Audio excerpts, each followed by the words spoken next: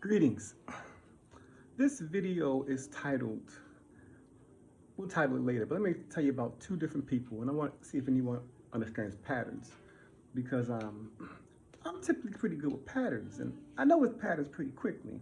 And when I see things that kind of seem like a pattern, it's quickly that I need to act on them. I like to get them out to the people, let them know that I see you play, and you're caught, and I'm gonna get you in that pattern. So, March 21st, 2021. There's an individual by the name of Dr. Kelechi Agbe. He works at a place called Agbe's Compounding Formula. It's on Reisterstown Road in Baltimore, Maryland. Again, his name is Kelechi Agbe. So let me tell you about this guy. On March 21st, I was trying to, I sent him about 5 videos telling him that if he did not tell his wife to tell the truth, that I was going to call the police and the FBI on his wife. And I called his wife a gorilla, a booger wolf. I called his wife every name in the book. Now this gentleman, Kelechi Agbe, me and him have had a personal relationship for more than 2 years, and he's a black man out of Baltimore. So when I told him that he better tell his ugly baboon of a booger wolf wife that she better tell the truth, or I was going to call the police, and I was going to call the police and the FBI, at which things I did. This black man out of Baltimore's response to me was this: Santana, that's me, big S. You have hurt many people outside the U.S. and inside the U.S. with your reckless and unsustainable accusations. You have accused Frances Ford of stealing and bribery, which is highly defamatory, and you have no mercy against her. And he says, you have brutalized Dr. Ford long enough with your words and accusations, and this is the right time for me to tell you to desist from continuing to do so. Exercise some decency in my treatment. Okay, so I thought that rather odd. And that was dated March 21st, 2021. But, things, he's a lying, weak coward. You'll find out about him later. So then, fast forward to 2 days ago, and this guy named Mark Alexander Fuller, he used to work for me. He's a thief. You can look on the line, you can see that he ran a Ponzi scheme down in Atlanta, Georgia, where everybody lost their money. And you're also going to find out that if you try to run a social security number, you got to run it 3 times because he has 3 different social security numbers because of all the fraud he's committed. You go see for yourself. Oh, by the way, he worked for me. I didn't know these things. He was fired. I'm squeaky clean. That's why I get out and put everybody's business out there, because I tell the truth. I ain't got no skeleton. I ain't got no dirt. Any dirt you got with me is made up in a lie. That's why I can talk in front of everybody. Y'all forget that I worked in the prison system. I worked for the Department of Justice for 14 years. I have to be squeaky clean. You understand? So all the different things people are going to try to lie, like Mark Alexander Fuller. Let me tell you, for example. I cursed him out yesterday and called him a half a head, a punk, a bitch, a Judas. I called him a million Judases. But he's a black man from Baltimore, understand? This is the black man from Baltimore. And this is what he says. Stop bothering me. You are ruining people's lives. I always remember that you did it, and you tried to steal the optical invention. Now, I said, wait a minute. You're a black man. I just called you a fraud, a thief, a bitch. I'd have told you got a half a head and stinky breath. You from Baltimore. You from the same streets that I'm from.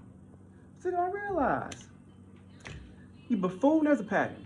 See, those aren't responses from black men from Baltimore. Those are responses from white lawyers who were trying to build a case. So March 23rd, 2021 is when the $363,000 was stolen from me by Dr. Frances Ann Ford. Dr. Frances Ann Ford is Dr. Kelechi Agbe's husband. So I was telling Dr. Kelechi Agbe, please tell your wife to tell the truth. And his response to me was, you're ruining people's lives. So then I text Mark, I cuss him out because I found out that he somehow lives in the house that I've been allowing him to live in for 5 years for free. Now he owns it. Like, these niggas want my life so bad. But then this nigga, let you see for yourself. Now everybody knows that I've spent $20 million. I've written 17 patents. Everybody know that I am the fire. I do everything. You know, my buffoon is a buffoon. So I'm gonna let you see for yourself that this nigga actually put in writing that I tried to steal my patent. Like, he owns it. I'm gonna let you see. You gotta see for yourself.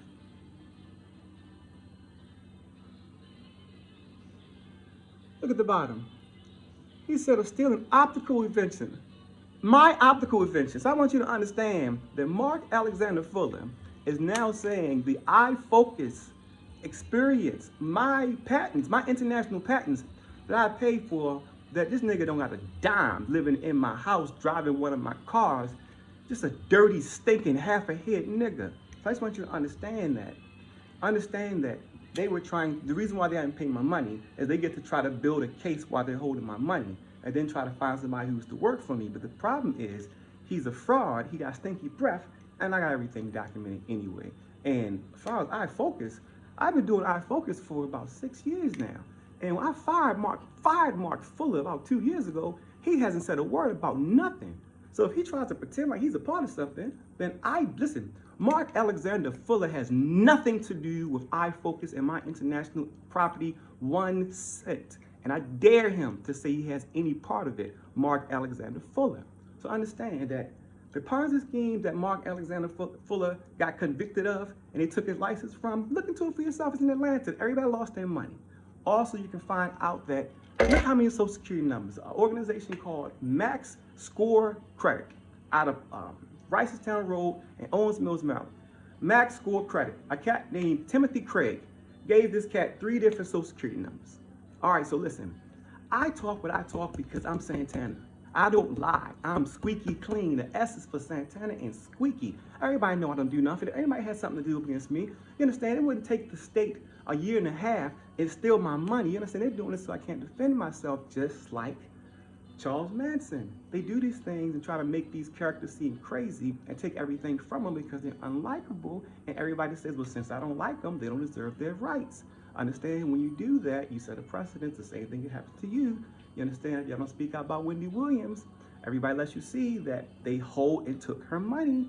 Well, if you said nothing to that, when it happens to you, you can't say nothing. The same way the Canadian truckers up there, the GoFundMe took their money. The Canadian truckers raised millions of dollars, and GoFundMe said, no, we're going to hold your money. So you got to understand, this is what's taking place. But in regards to who's doing, Dr. Kelechi Agbe, you weak, terrible man, God is watching you. And I'm going to tell your son what you did, Dr. Kelechi Agbe. There's another little young man I'm going to tell what they did. So I'm going to tell this guy's Nate exactly what his father did. Nate is going to find out everything you did, and I got all our phone calls recorded. So every single thing that you did and everything we've talked about, every single thing you said and did and talked about, Nate is going to know and hear all of it. You ought to be ashamed of yourself because you carry a frequency that's for the good, and for you to use your frequency for the bad when you have the strongest frequency, ought to be ashamed of yourself. But Nate's going to find out, and I'll let him judge. But, so, they're trying to build a case. So you're ruining people's lives. What grown man? They're older than me, by the way. Mark is like 50. Mark is 50. Kelechi is like 62.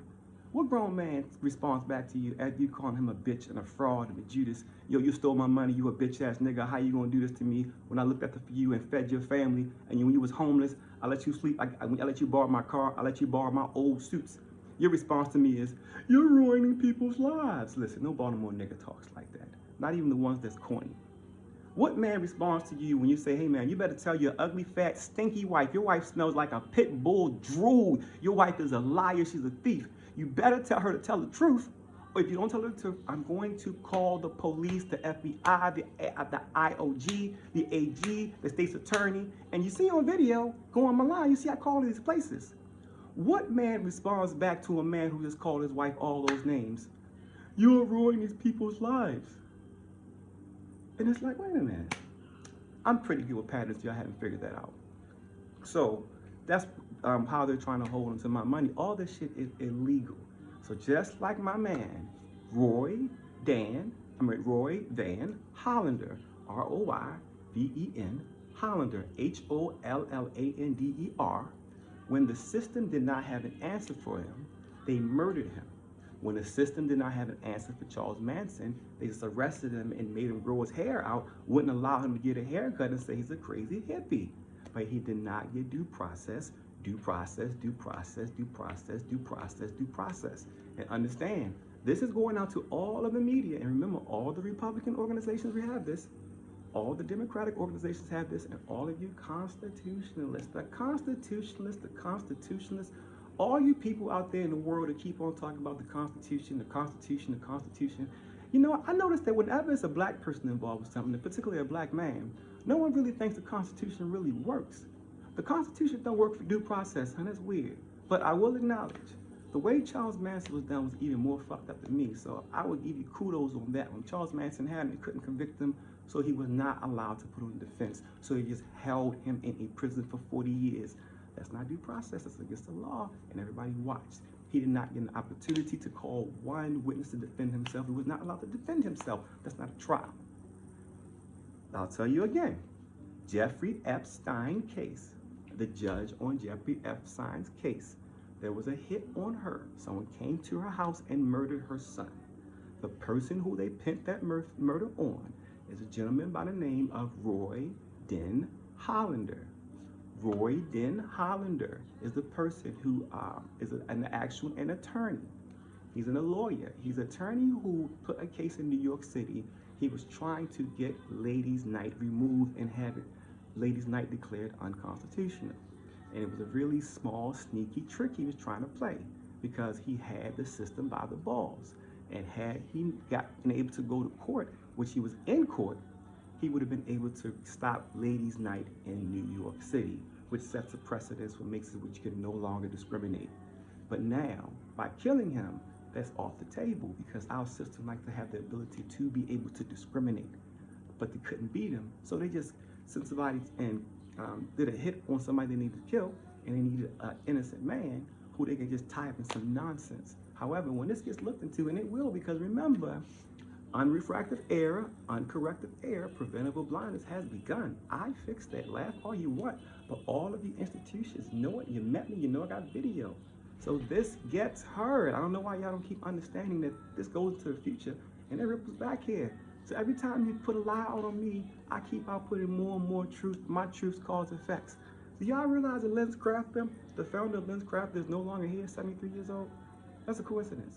Y'all realize Sheikh Khalifa, 4 hours after his video, he died, 73 years old? Y'all not realizing this pattern, huh? Ivanka Trump, 73 years old? I realize patterns. You clearly, God, it's like you guys who are trying to do these things against me are so stupid, but I'm a pattern person. So when you try your